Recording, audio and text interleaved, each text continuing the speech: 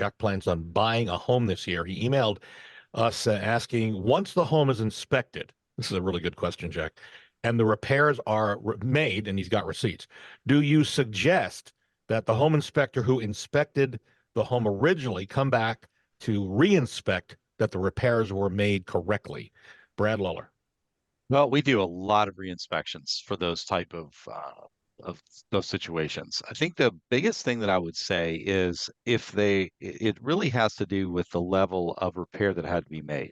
If it's simply a GFCI that was replaced by an electrician, I think the common sense would dictate whether or not the thing is working by hitting the test button. Mm-hmm. But if it's structural in nature, if it's plumbing, if it's a roof, it's something that a repair was made.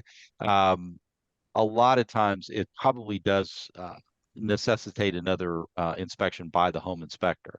Now, that being said, a lot of these, if it's a full roof replacement, I don't think a home inspector needs to come out. But I do think that if it's an area that's inaccessible, that it's difficult to tell whether the contractor was able to complete the work, then yes, you got a lot of paperwork that would say, hey, here's what I did.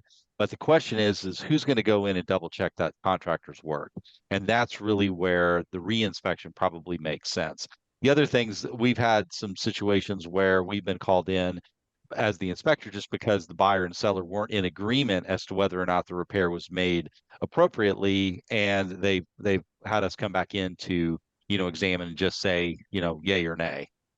It was fixed, just as it gives we have no interest in the property. So Just out of curiosity, is there a reinspection fee?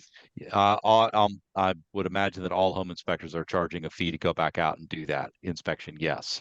A And range? the ranges are going to vary depending on how much time is involved. I would say, I know we've gone out for free on some things, just take a quick peek. We're in the neighborhood, no big deal. But I would say commonly you're probably talking $100, $200. But sometimes they get into even, more extensive inspections where it's nearly a full house inspection again. So it really depends. I think most of us are probably pricing those out based on the time that it's going to take and the type of report that's going to be required. Yes, Cora Henderson.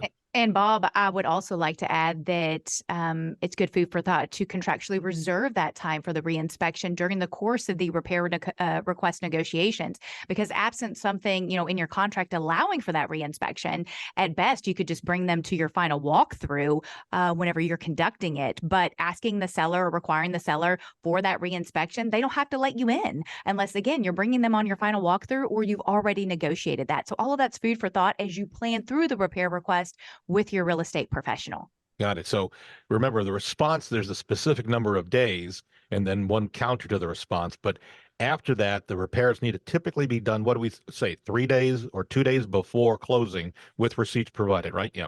Yeah. Corey gives me the thumbs up. If you want to see Corey giving us the thumbs up, you can go to LouisvilleAnswers.com. That's LouisvilleAnswers.com. And if you'd like to see what people say about our Sokoler team as agents, or sellers and buyer agents, go to LouisvilleZillow.com or LouisvilleGoogle.com.